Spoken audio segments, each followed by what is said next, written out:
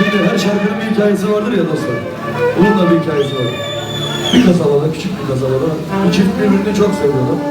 Birbirine aşık oluyor. Çocuğun askerlik çağı geliyor. Çekiyor gidiyor askere. Askerliğini bitiyor işte, zamanı geçiriyor, bekleyecek yani.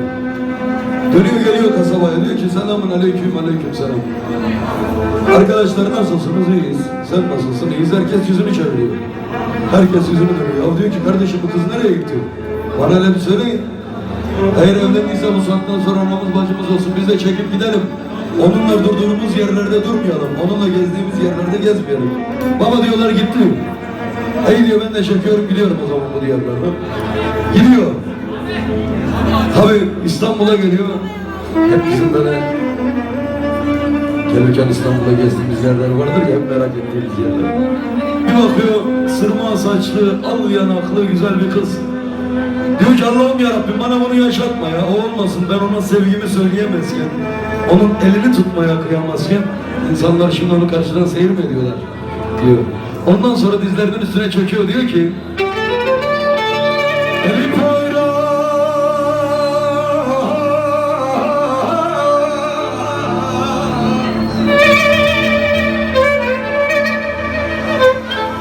kim ezmesini bilmedi,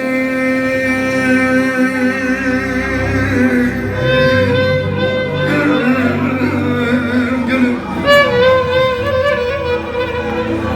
kendime küstüm,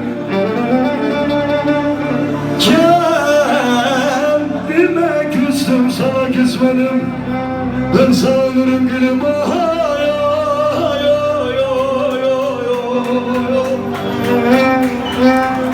Ürgen olmaya, sebep olmaya,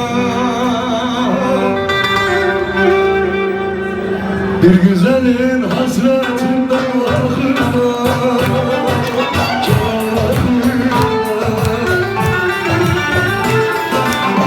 Tutuştular yanım yandı hayalım, yandı hayalım.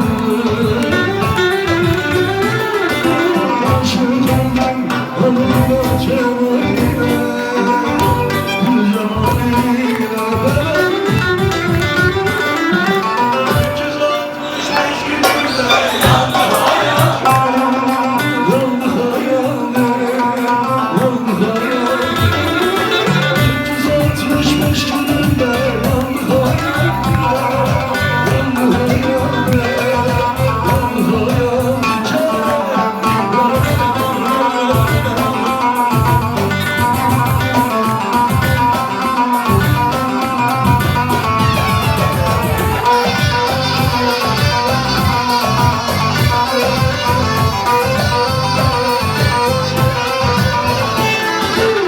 Senin derdin benim derdime canım haydi. Sana sözüm geçer her günüm haydi, canım haydi. Bir güzel sevmiştim kaşlar yaydı, canım haydi. Arkadaşlar 365 gününe yandı hayalim, yandı